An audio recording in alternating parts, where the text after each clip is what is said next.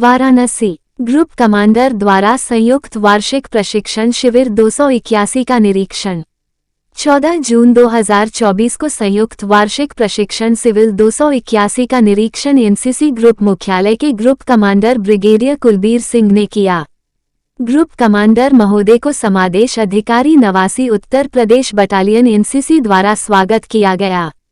Group commander महोदय को guard of honour दिया गया। इसके पश्चात कैंप में नियुक्त एएनओ कैप्टन सक्स Yadav, captain SK Dubey, third officer Sulabh Singh, Jagjit Singh, staff से सूबेदार विनोद सिंह, कमांडर महोदय का परिचय कराया गया। ग्रुप कमांडर ने मुख्य तौर पर camp MI room, camp cook house, cadet एवं पी मिस का निरीक्षण किया। अंत में ग्रुप कमांडर महोदय ने कैदियों को संबोधित किया और इसके पश्चात एनसीसी सॉन्ग के साथ कैंप निरीक्षण संपन्न हुआ।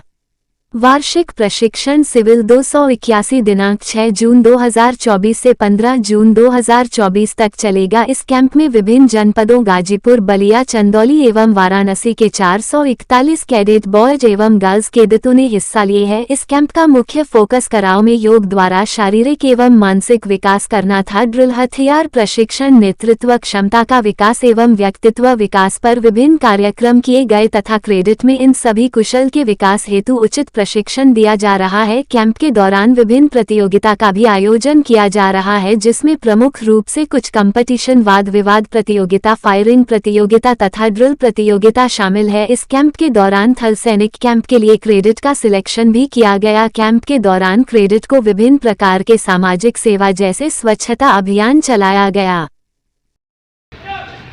जी, अपना नाम बताइए। मैं बटालियन अंडर ऑफिसर साक्षी 89 यूपी बटालियन की एसडब्ल्यू कैडेट्स की सीनियर। ये कैंप जो है CATC 281 गर्मियों के दिनों में आयोजित किया गया है। ये कैंप कैडेट्स के को हर रूप से तैयार करने के लिए ही ऑर्गेनाइज़ किया जाता है। इसमें 176 SW कैडेट्स जो कि गर्ल्स कैडेट्स थी, जिन्होंने बहुत ही प्रतिभाशाली ढंग से अपने आप को इस कैंप के लिए तैयार किया। और इसमें हर कंपटीशन में, जैसे 2 तरह के कंपटीशन यहाँ हुए थे, थल सैनिक कैंप और बेस्ट कैडेट के लिए भी यहाँ पे ऑर्गेनाइज़ किया गया था। थल सैनिक कैंप के लिए भी SW कैडेट्स और SG कैडेट्स ने बेहतरीन रूप से अपना प्रदर्शन दिया और उनके लिए कई कैडेट्स का नाम शॉर्टलिस्ट करके सिलेक्ट किया गया। और बेस्ट कैडेट जो कि हर क्राइटेरिया में बेस्ट रहते हैं, जैसे कि ड्रिल, कम्युनिकेशन, अपनी स्टडीज़, इन सब में जो भी बेस्ट रहता है उसके अकॉर्डिंगली सिलेक्शंस लिए जाते हैं। उनके लिए भी कैडेट्स को यहाँ पे सिलेक्ट किया गया। रही बात मेरे एक्सपीरियंस की, तो इस कैंप में मैं एज अ बटालियन ऑफिसर बहुत कुछ सीखी। ये रैंक जो कि बहुत सबसे ज़्यादा सीनियरिटी की बेसिस पे बात की जाए, तो मैंने यहाँ पे कंट्रोल एंड कमांड सीखा। बच्चों को कैसे हैंडल करते हैं, कैसे इनको मेंटेन करना है, कैसे ऑर्गेनाइज़ करना है, ये सारी स्किल्स मैंने अपने अंदर डेवलप की। और मैंने ये भी सीखा कि कैसे हमें कोऑपरेशन करना चाहिए अपने कैडेट्स के साथ, जूनियर्स के साथ। कैसे हर टाइम तो हम सीनियर्स उनके साथ स्ट्रिक्ट नहीं हो सकते, तो उनके साथ प्यार भरी बातें करके उनको कैसे एक सीनियरिटी निभाई जाती है, ये उसका एग्जाम्पल देके मैंने इस कैंप में ये प्रदर्शन किया। धन्यवाद। अपना नाम बताइए। देखिए, मेरा नाम ऋतुराज है और मैं सीनियर ऑफिसर अपने यूनिट का हूँ। देखिए, होता क्या है, हम ये देखते हैं कि सरकारी जितनी भी चीज़ें होती हैं वो एक तरीके से सीमित होती हैं।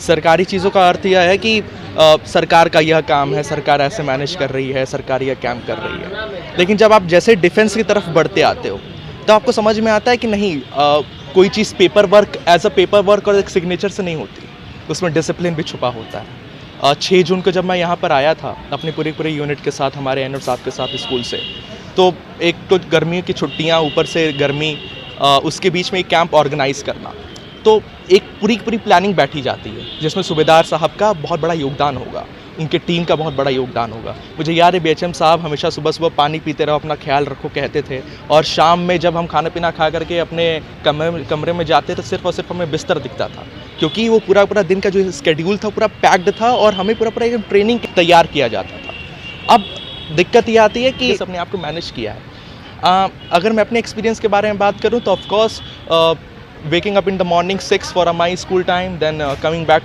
at 1:30, then for my coaching at 4, coming back at 8। लेकिन यहाँ पे क्या है कि 4:15 पे आपको उठना है, 4:30 पे आपको फॉल इन हो जाना है, 4:45 पे आपको वापस अपने अपने ग्राउंड एनसीसी ग्राउंड इस ग्राउंड में आना है और फिर आप जाएंगे पीटी के लिए। ये हमेशा एक उल्टा स्केड्यूल नहीं था, लेकिन एक बहुत ज़्यादा एक ज़ाती और एक मैनेजेबल स्केड्यूल था, क्योंकि इसके बीच में कहीं से भी अगर कोई भी गलती होती थी तो हमें भी पनिशमेंट्स मिलती थी, बेंड डाउन कराना, ये सारी चीज़ें। लेकिन we learn throughout our days and right now this is the last day and I just wanted to say thank you to each and everyone who managed this and we are here at the corner. Thank you so much. ये combined annual training camp 281 जो कि 89 UP battalion NCC Varanasi group A के under complete हुआ है।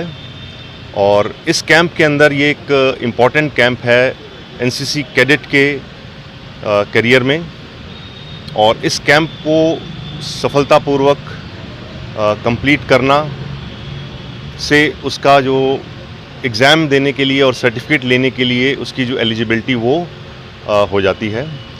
इस camp के दौरान जो मिलिट्री ट्रेनिंग और सर्विस सब्जेक्ट्स और इसके अलावा एज अ रिस्पॉन्सिबल सिटीज़न बनना, एक इम्पॉर्टेंट एक अच्छा शहरी बनना, एक अच्छा इंसान बनना, इन सब के ऊपर उनकी personality development, character development, national integration and उनका एक सोसाइटी का एक रिस्पॉन्सिबल मेंबर बनना, इन सब चीज़ों के ऊपर हमने फोकस दिया है। और इसके अलावा उनके आने वाले टाइम में प्रोफेशनल करियर के बारे में उनको गाइडेंस, उनको और आगे वाले कैंप के कंपटीशन के लिए तैयार होंगे। इसमें उसकी मिलिट्री ट्रेनिंग के ऊपर फोकस्ड है और इसमें एम है कि बच्चों में एक कॉम्पिटिटिव स्पिरिट रहे और एक वो मल्टी डायमेंशनल, एक बहुआयामी व्यक्तित्व के तौर के ऊपर वो उभर कर आए। सर, हमारे चैनल के माध्यम से सारे बच्चों को कुछ संदेश देना चाहेंगे? संदेश मैं बच्चों को यही देना चाहूँगा कि अपने करियर और अपने प्रोफेशन की तरफ और अपने एकेडमिक में पूरा मन लगाएं, फोकस्ड रहें और किसी भी डिस्ट्रैक्शन में, आजकल बच्चों के लिए डिस्ट्रैक्शंस बहुत हैं, उन चीज़ों में ना पड़ें, फोकस रहें एंड अच्छा करेंगे। आई एम श्योर कि उनका जो फ्यूचर है बहुत अच्छा होगा।